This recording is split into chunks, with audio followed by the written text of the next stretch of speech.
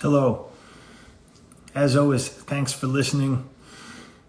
Just want to start out by saying we've been thinking of a lot of you, especially those that we've met. We've talked to you often. We've been talking a lot about some of the things that have happened in our gym with some visitors, positive things. And we just wanted to say that you guys are on our minds. Even if we've just communicated with you on here, you're on our minds a lot. Hope you're all doing as well as any thinking person can be right now. We've had so many reach outs. Although the internet feels pretty full right now, it felt like good timing to jump on here and address some things. Both things related to the fact that, we still masquerade at running a training business, and also just some more current events type stuff. First and foremost, thank you so much for a lot of people asking how we're doing. We've gotten so many cool messages, and that's really, really nice. We're all right. I think we're as good as anyone could be, with the government trying to put us under for almost a year. And we're far better off than some, and we never take that for granted for a moment. I've had some really, really difficult conversations with people that I really respect, many that I've never even met, from businesses elsewhere that have just been, fighting their guts out and still not really getting anywhere. And geez, I can relate to that. And so much of my thankfulness for where we are is based on the fact that I could see at any other iteration of our business, and as it has been with businesses I've had in the past, the timing of the hiccup is the big one. If this was a couple years into our project, who knows if it even would have lasted. So I have a supreme sympathy for those that are totally upside down right now for no reason. They didn't fail. They were tripped and pushed down, and that's different. That feels different too. I've failed because I've done a bad job, or people around us have not lived up to their expectations. And on the flip side of it, I've failed due to nothing else other than other people's misguided choices. Failing on your own accord, it feels like it's something you could put behind you. It feels like you say, okay, look, I'm going to learn from this. I'm going to move forward. But when something external totally trips you up and something that otherwise would have made it, that's a tough pill to swallow. So just some commiseration. Of course, in different circumstances, I've been there, and it's terrible, and that's on our minds a lot too. Before we get too far into that, let's talk about a few training things.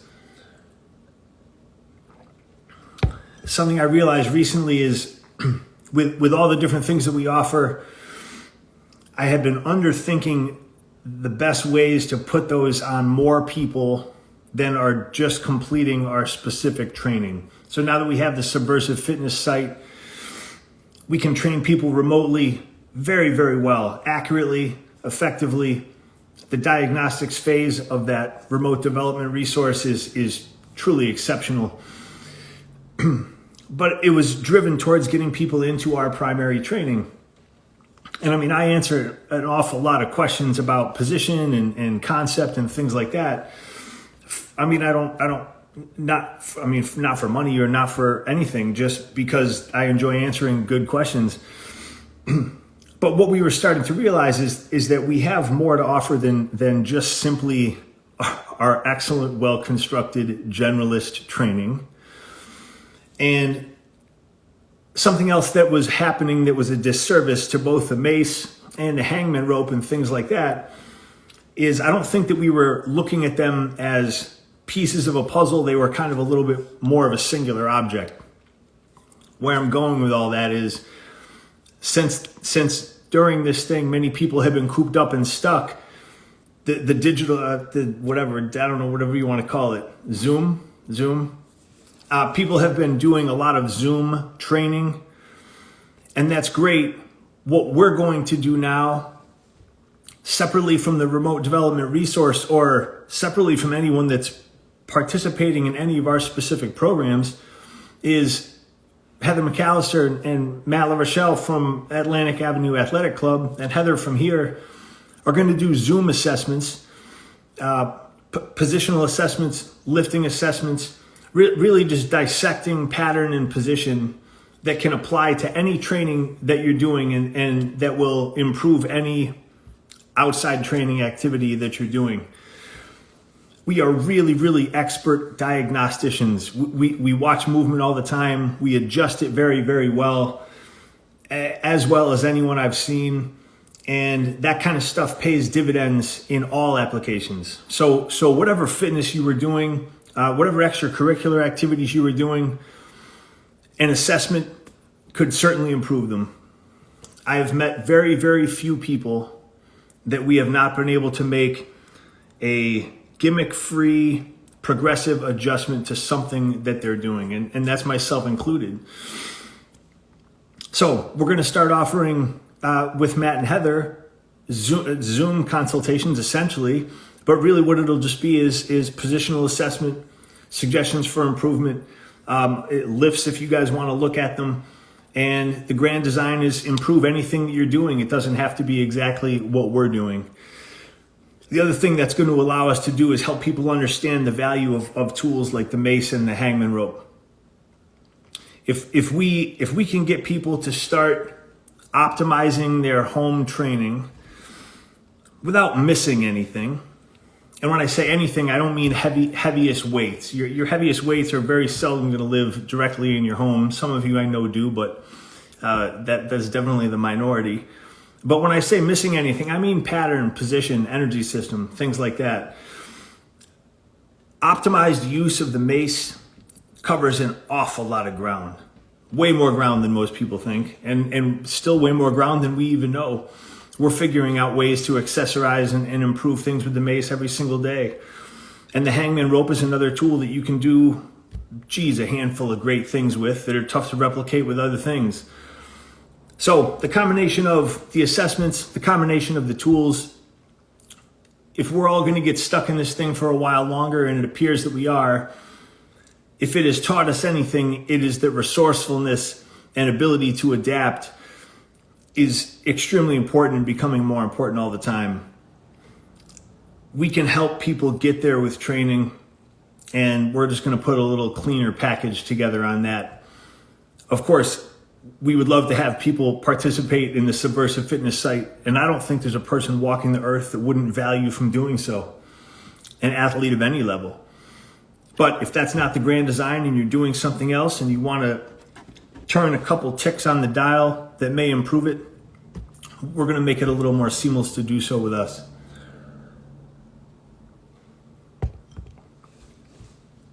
And we hope you enjoy it. And a lot of times position is it's a great redundancy system. You're going to make mistakes in lifting.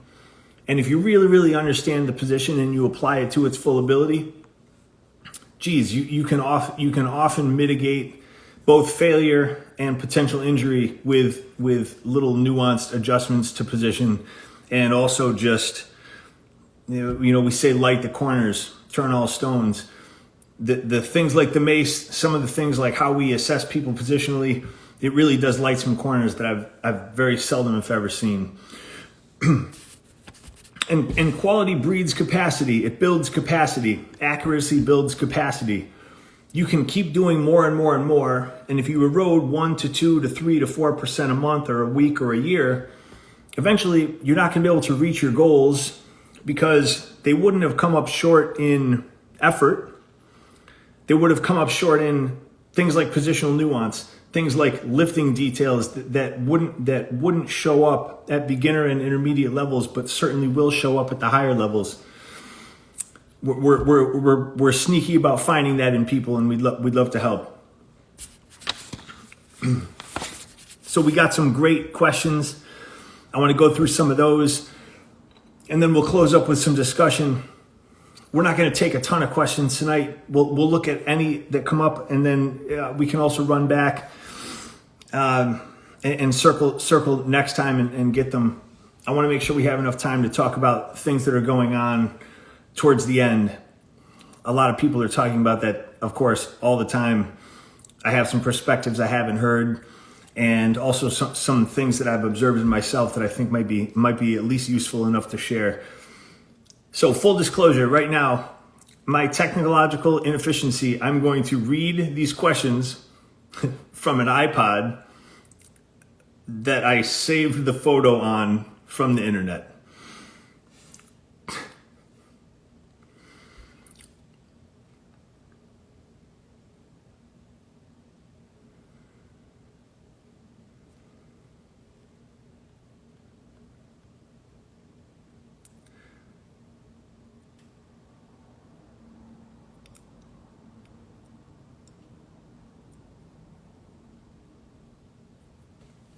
So one of the best questions that we got is, how do you know when you've reached the end of the road with an opportunity?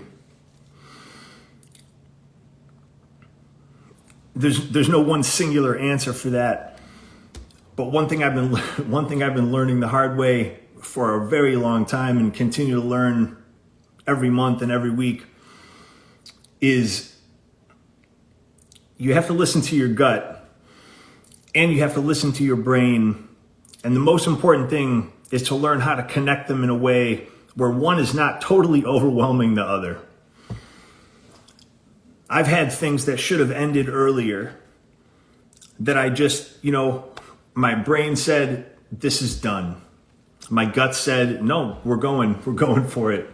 And I can concretely say that if I had thought a little bit more about certain things that I'd gotten stuck on, and mostly when it comes to either small projects that we've had or things that I was working on that were really challenging or stupid or dangerous or whatever the case is, if I'd have let myself balance out common sense, hard-earned common sense with what my gut, probably my ego a little bit, wanted, I would have known far better when to cut the cord on that opportunity or when to move forward on another one. It's a giant question, because when you think about reaching the end of the road with an opportunity, that could mean anything. But it's such an interesting question, because if you quit too early, you never really know what something could be. I've had trouble with that. I don't like to quit if I don't have to. And I don't think that that's any sort of character flaw, but we say in the room occasionally, often more than occasionally,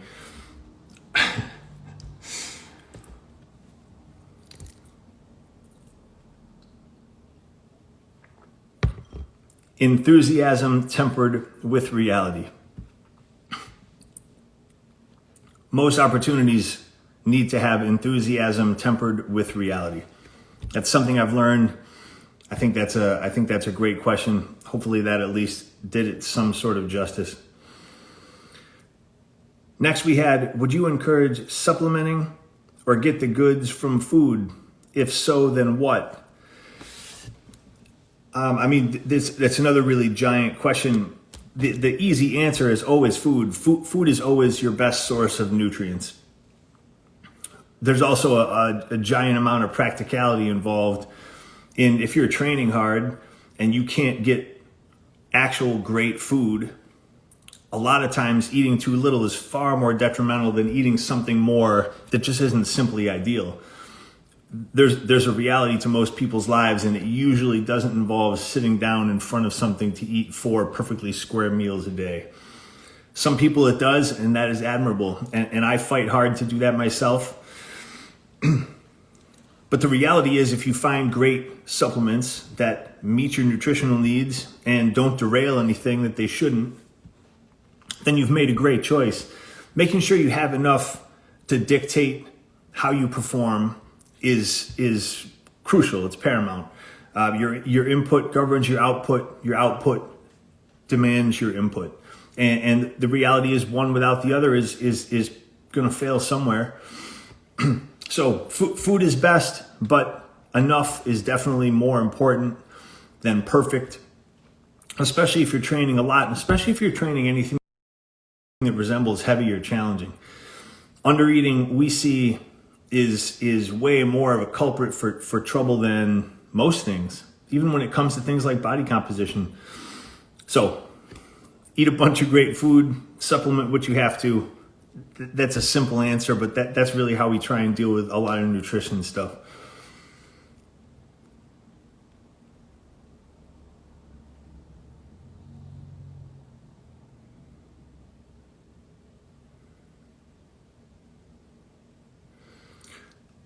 So one we got says, how many times a week do you recommend doing mace swings? Just like anything else, mace training is a strength implement. So you would phase it as you would a strength implement.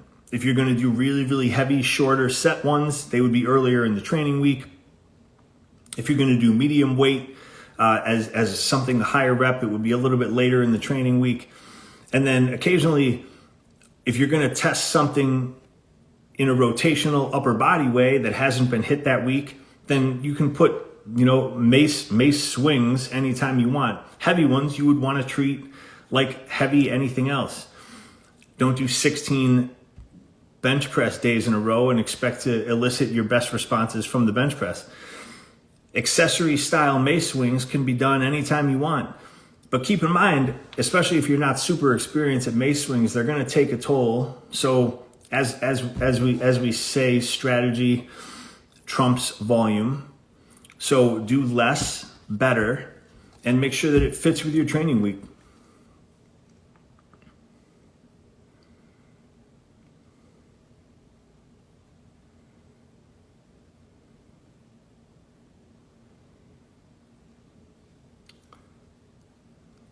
Someone was excited to see the mace on Jocko's page. We agree with that.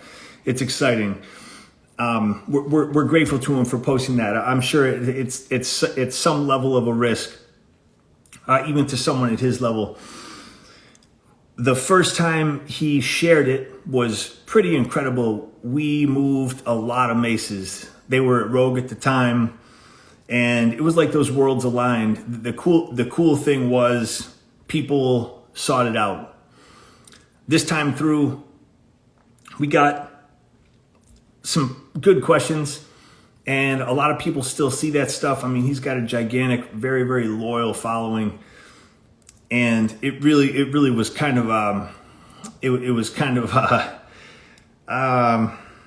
don't know, not a bitter pill. It's always fantastic when people help us in any way, but it was a bitter pill because we didn't really sell any maces. And what that tells me is that we're still just too small and we're too hard to find. And if people have a quick attention span to look for something, it wasn't readily available to them. So we have some work to do.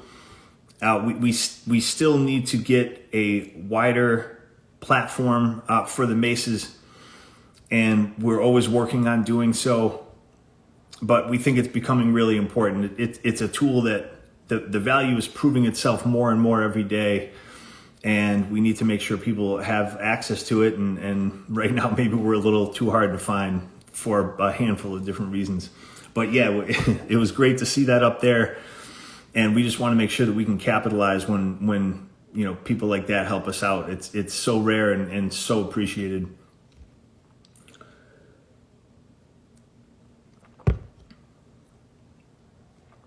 We got a great question from one of our good friends. When are you coming to Montana?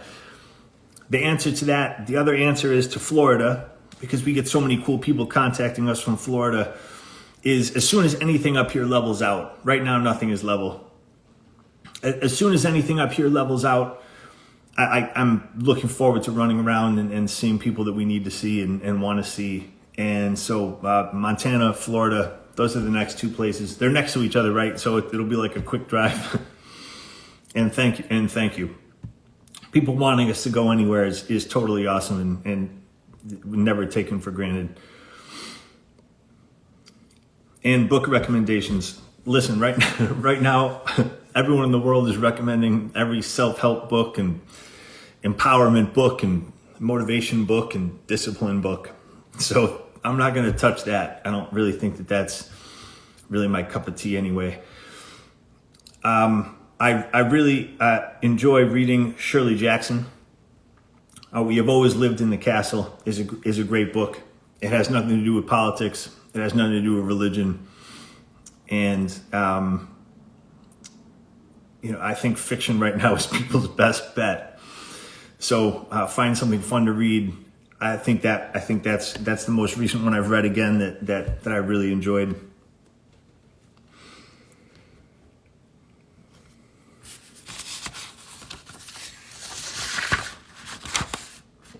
I'm going to scroll back and look at see what we got for questions, and then we'll run forward.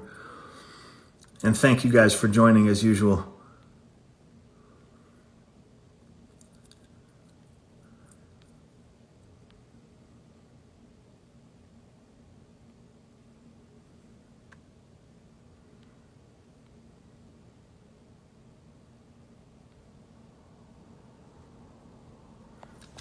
There's a lot of people saying nice things. What weight, Mace, do you recommend for people just starting out but regularly lifting? That's a great question that we get a lot and we answer a lot. Starting lighter is usually better, depending on your size, depending on your level of weightlifting, and most importantly, depending on your current level of mobility. Usually an 8 or 10 kilogram is a great place to start. If you're gigantic or extremely strong or extremely mobile, then 10 or 12 is fine. 14 and 16 is earned. We're some of the best mace lifters in the world, and by far the best mace instructors in the world. And I've never seen anyone walk in and manhandle a 14 or a 16 kilogram mace. Strength-wise, positionally maybe, but technique-wise, strategy, just the fact that it's a different tool moving in different ways for different reasons means that a little bit of a moderate approach is very often the most intelligent, just like you would with anything else. We're not going to see brand new people coming in and doing a triple digit Turkish get up. You're not going to see someone come in and do a double body weight deadlift their first day. So lighter, not so light that it isn't useful, and then based on your body size. So if you want to ask those questions more specifically, please do. We're sure you'll love the mace.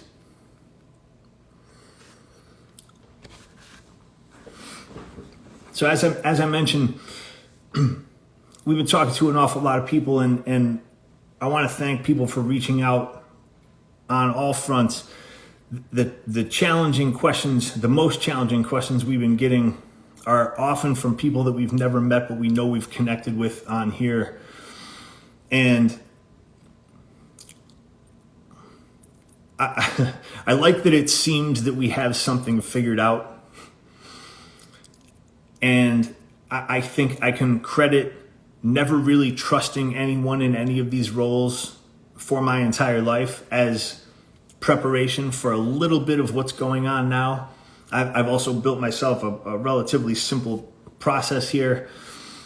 And so in a way, we're less impacted in less ways, knock on wood, and through hard work and also really just a general distrust in all of these systems that are proving completely faulty now.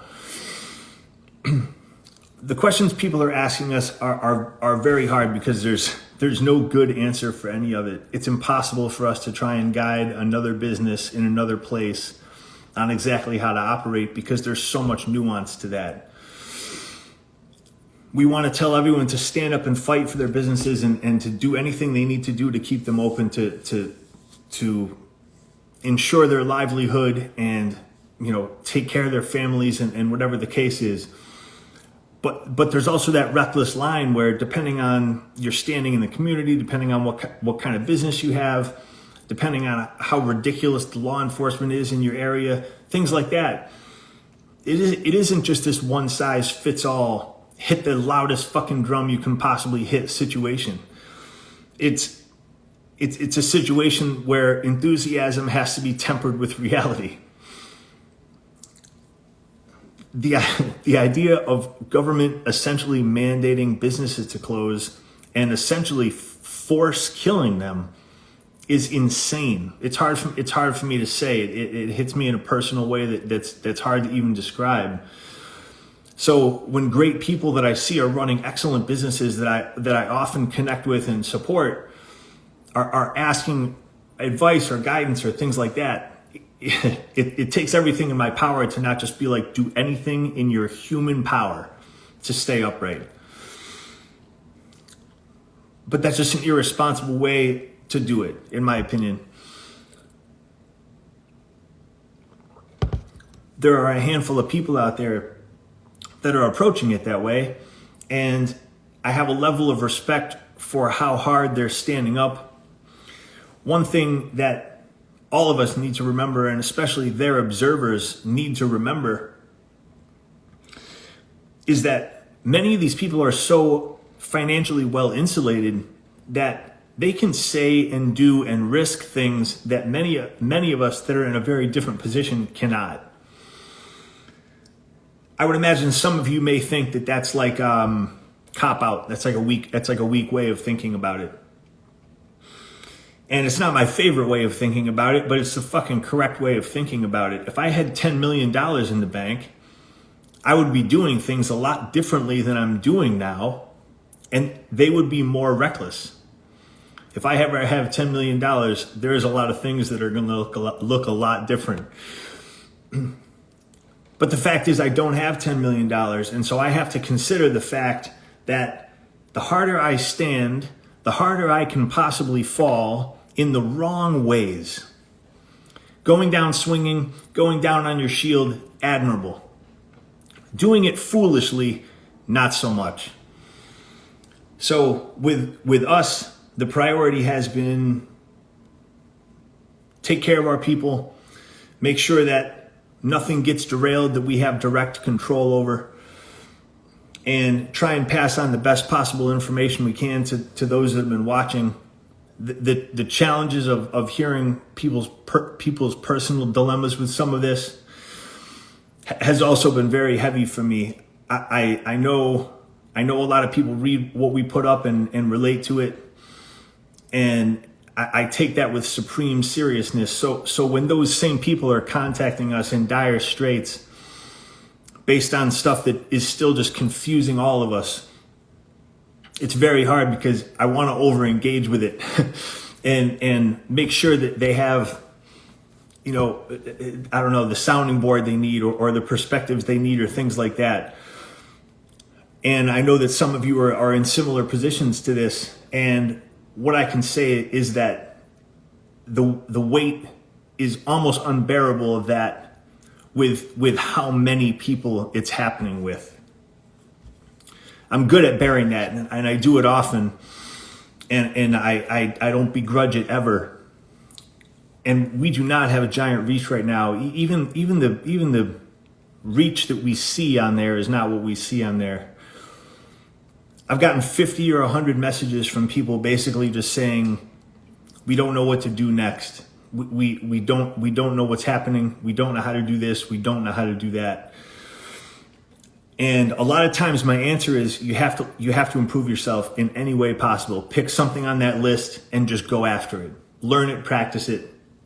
Detailing out your mind will help you stay relaxed. It'll help you not panic. But then a lot of times it's not just, hey, what do you think about what I should do with my business? What do you think about, a gun? What do you think about this and that and the other thing? Sometimes it's, I'm at the end of my rope with this totally real life thing that, as someone that's never met them, I don't know how to comment on. You have to be very careful with that type of stuff.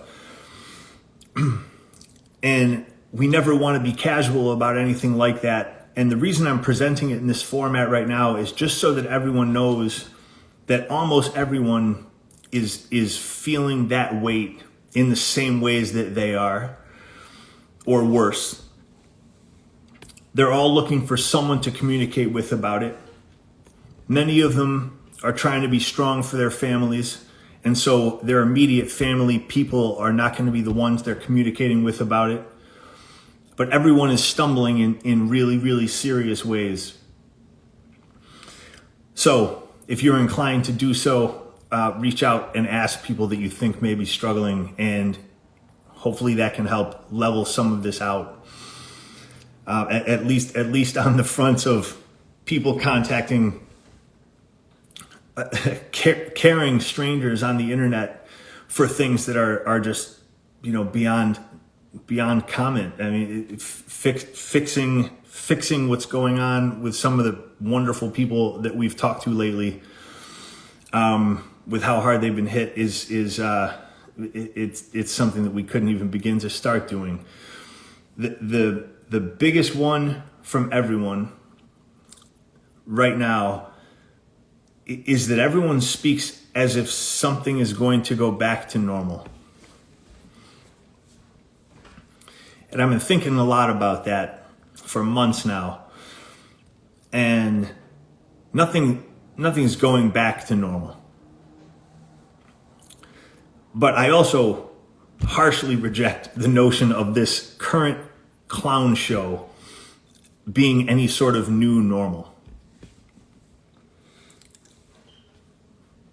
Where I've landed on it is we have to move forward knowing that it may not be the way that we expected to or the way that we want to, but we have to stay upright and also consider, if we choose to see them as, we now have a lot of advantages. We're into this now. We know what we're doing. It's ridiculous. We've learned beyond any shadow of any doubt that no element of our government can be trusted in any way, shape, or form to actually look out for us. And that's crazy. Many of my friends would laugh at me, but I've always been this kind of naive person that didn't think that they would ever let it get really, really bad. And that's not to say that I didn't prepare, and it's not to say that I didn't know that things would be bad. But there's no way that I ever thought that our government and others in other countries would just simply hang people out to dry for money, the end. Some of you are sitting around laughing going, of course they would. Well, if you really, really think about it, did you really believe that? I know some of you did. I never did. But now the advantage that we have also is we know that. So when we're moving forward and we're trying to think about how to exist, how to progress, we can take out of the equation any reliance that we had in our minds on government, on any other element of that type of thing, whether it be the media, whether it be social media, who knows? But anything that could, in the last 10 or 11 months, has hung us out to dry, left us to die.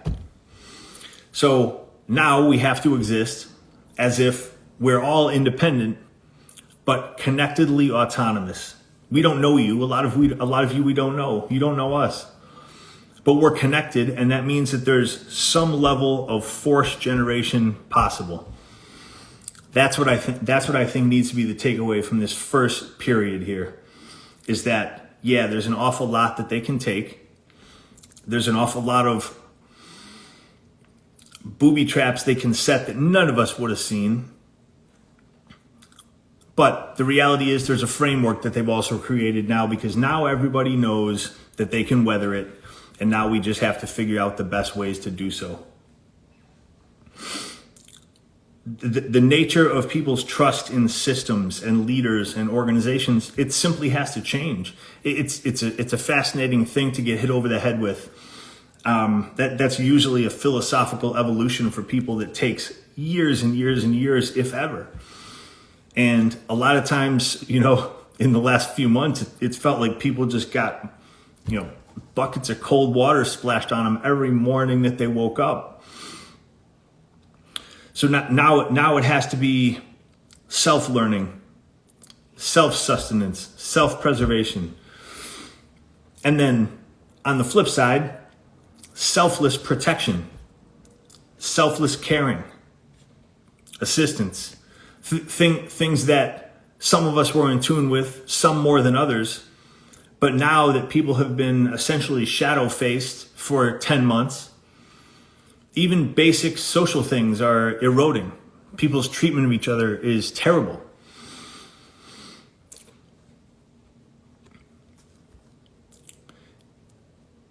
It's not like people have treated each other great in the last 5, 10, 20 years anyway. But I can say concretely that I have never seen worse behavior out of strangers than I have in the last 2 months, not even the last 6 or 8 months. So it's not improving. And I think it's because people are getting worn out. And I can say that my only recent solace has been remaining maniacally focused on being better than all of this. I hold myself to high standards anyway, but there is no way when everyone else's conduct, attitude, everything, fitness, whatever the case is crumbling, that I'm going to allow mine to crumble alongside it. It's just not going to happen. And I believe that having a kind of a hard-minded indignance about it is one of the only ways to stay pushing forward at a time when everything is trying to get you to do the opposite. Not saying that is in any way easy, not saying it is in any way romantic. It isn't right now. And it's not like I'm running around angry. It's not like I'm losing my mind or hyper focusing on ridiculous stuff. As a matter of fact, and I've even mentioned this a little bit on here, this has helped with some perspective on not making mountains out of molehills or not overcomplicating things that should be extremely simple. So the perspective in that aspect, I'm thankful for.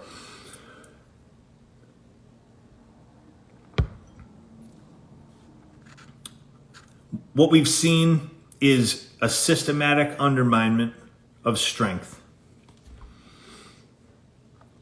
It took, 8-10 months, but we're seeing it.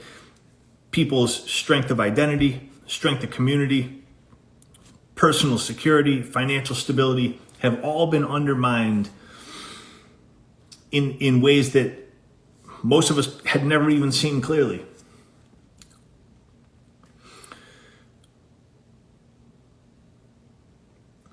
We have to think about, why was strength the target? Why was hard, independent thought the target? Why were certain businesses targeted, others were not? And the reality is, I'm not a conspiracy type person, but anyone given the opportunity, if they're opportunistic, would pick on a smaller, weaker person. No one wants to fuck around with strong, squared away individuals or groups or whatever. Exceptions noted. I guess there's a tiny bit of irony there.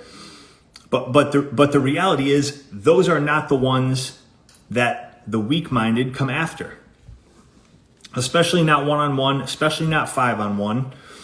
This is something that now what we're looking at is giant, epic scale bullying engineered to squash people's strength, undermine their communities, and make them feel unstable in the most important human ways: personal security, financial stability. People's self-confidence is dwindling because people can't see their faces. Their fitness is dwindling because they can't access their gyms. All of these things are undermining our strength of identity. And that's the most important thing to keep focused on, is maintaining identity with laser focus, even if things are crumbling to the sides.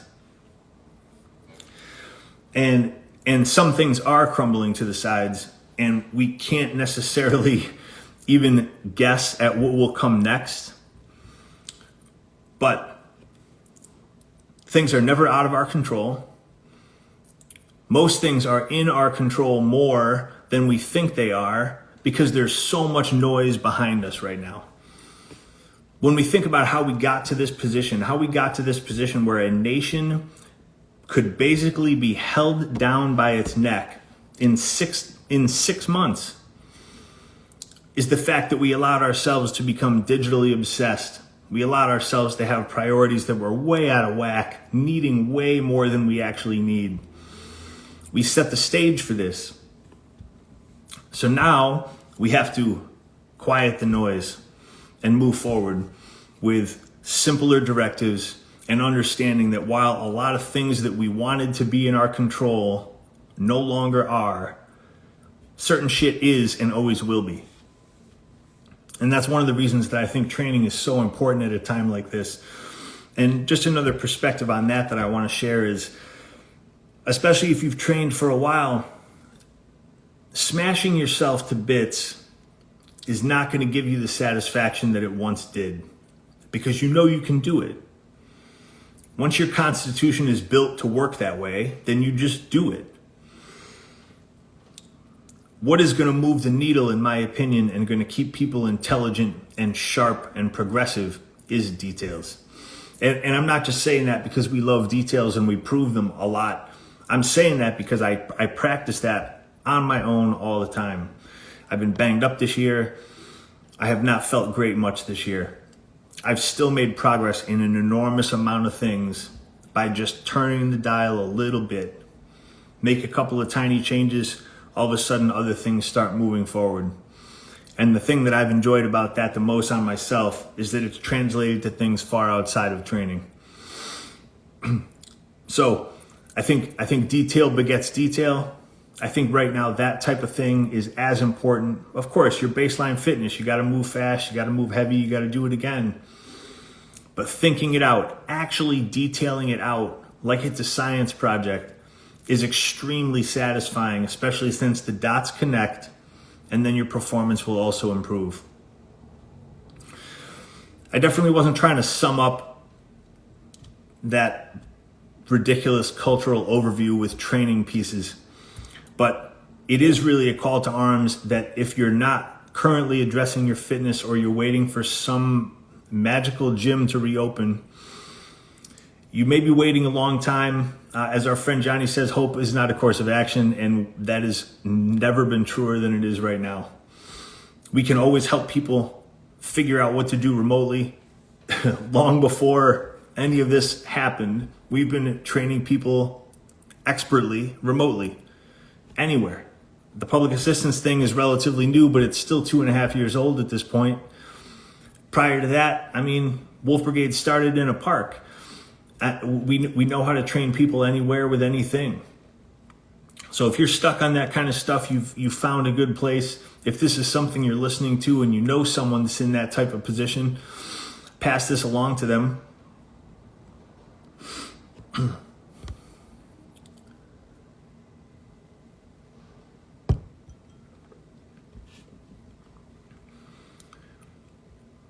For those of you that are still stuck on the concept that someone in our leadership is coming to get us, I guess all I can give is my personal perspectives on it. All of this was put in place and executed by those that don't want to fight their own battles. They need to cheat to win. And they would never actually get their hands dirty. The directives that are getting passed down, the decisions that are getting made, the misrepresentation of law and language, it's all so disgusting. And if you're still waiting for someone in any way, shape, or form to jump in front of the camera and save the political world, it absolutely, in my opinion, is not going to happen. So the new call is autonomy and independence and personal development to a level that you probably didn't think you had in you. It's hard to think about the amount of ways that all of us are coming up a little short right now. But the nice thing is a lot of us are coming up short in different ways, and they're complementary. So continue to remember that there's always someone out there that will value what you can offer in the same way that you will value what they can offer. And you just have to make sure to make those connections. The strength of community at a time like this, when our leaders have totally failed and abandoned us, is more important than ever. And as bizarre as it is, community is still possible digitally. We have real relationships with people that we have only met once or twice, sometimes never met, and it is legitimate. And it's because we're not looking for anything from anyone. We give far more than we take, and most of the people that we value also do. So the chips are down, but they're not all the way down. The people that put them there have been found.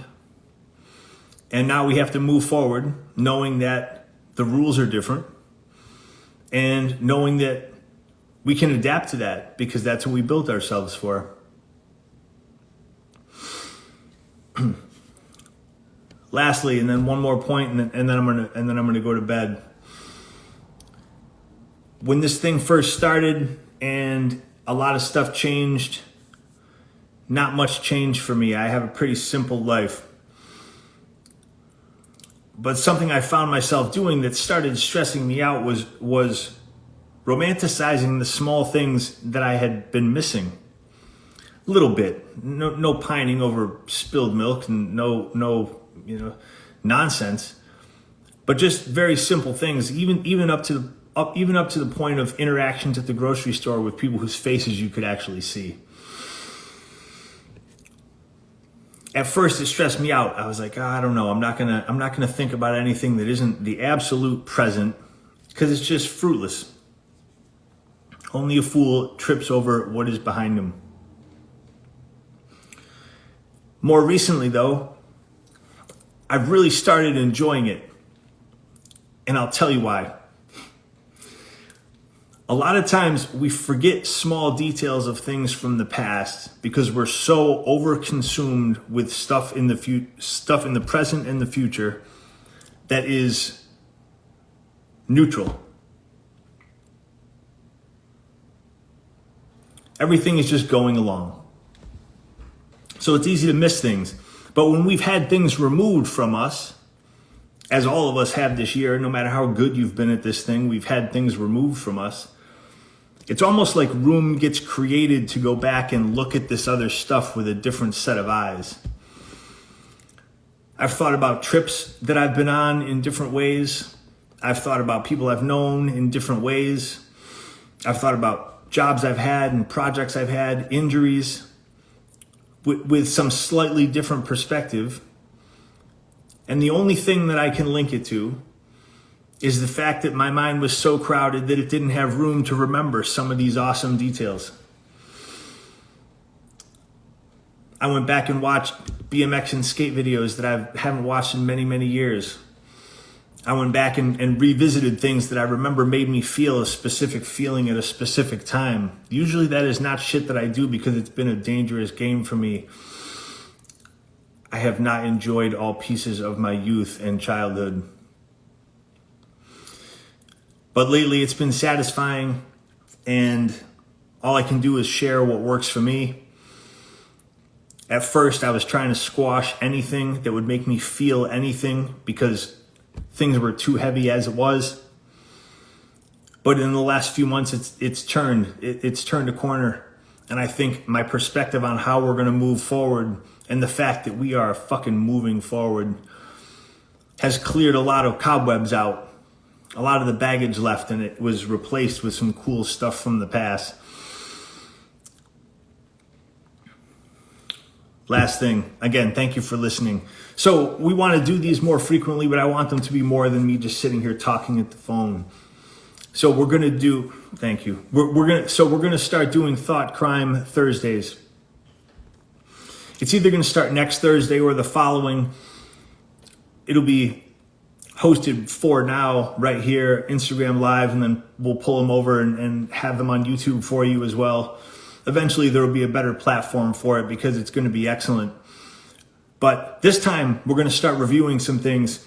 We're going to get some conversations with other people. We're going to bring some guests on, and we're just going to make sure that we're covering anything from a counterculture perspective or any type of perspective that we don't often cover because we talk a lot about training. Training will come up in this, of course, because it's a huge component of what we do and it's a huge component of my life. But I'll tell you, this will be less that and more the other.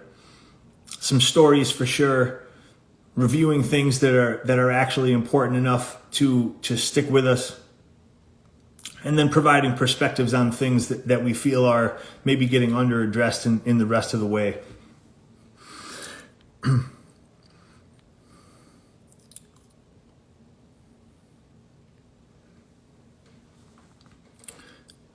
Thank you for supporting us during this time. I want to tell you, I said this the other day, and I'll say it again. There are people out there that need your money far more than we do. There are also people that need it far less. At a time like this, anytime really, but especially now, if you have the opportunity to support someone that is actually earning that support in tangible ways and all the time, and not just by giving you a discount, please do so. It doesn't have to be us, but it should be someone. Any other questions, please send them over directly. We'll start the thought crime talks either next Thursday or the Thursday after. We'll have more direct contact on how to get Matt and Heather on the line for Zoom assessments and anything else that you guys are looking for from us.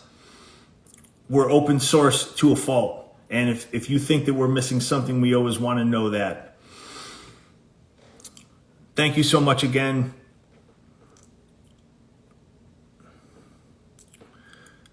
If any of you need us, we're here for you.